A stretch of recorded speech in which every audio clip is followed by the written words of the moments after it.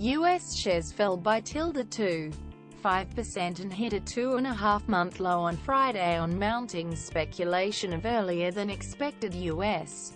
rate hikes following comments by a Fed official. Updates on lending, finance and credit and debit card debt today. The benchmark S&P ASX 200 index was down 1.8% at 10:17 a.m. AEST, with all 12 indexes trading in red following a big $27 billion sell-off on Wall Street.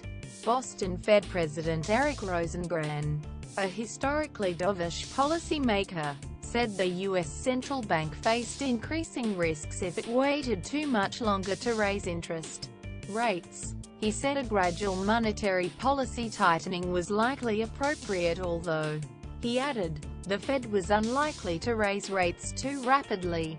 Bell direct equities analyst Julia Lee said that an unexpected speaking appearance by U.S. Federal Reserve Board member Lael Brainard later Monday had also spooked investors.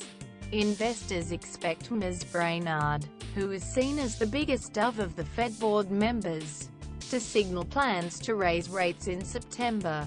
There's a lot of fears that she's prepping the market for a September rate hike, Ms. Lee said. A U.S. rate rise will boost the Australian dollar, which, in turn, will put pressure on resource companies as commodities are traded in U.S. dollars.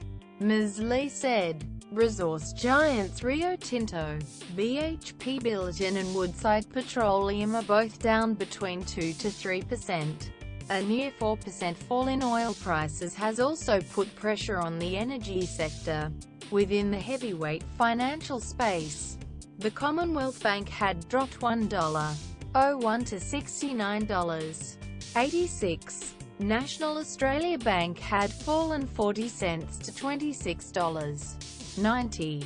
ANZ had lost 37 cents to $26.30 and Westpac was 39 cents lower at $29.15.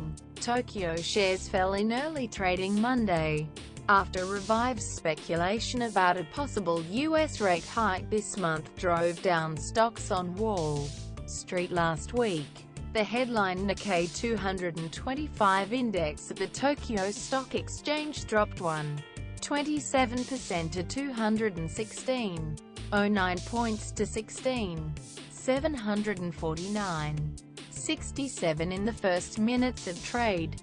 The broader Topix index of all first section issues gave up 1.42%, or 19.09 points, to 1,324.77. Key facts. News.com. Our privacy policy includes important information about our collection, use and disclosure of your personal information, including to provide you with targeted content and advertising based on your online activities.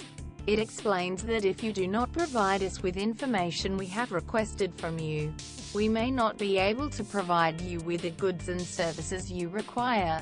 It also explains how you can access or seek correction of your personal information, how you can complain about a breach of the Australian privacy principles and how we will deal with a complaint of that nature.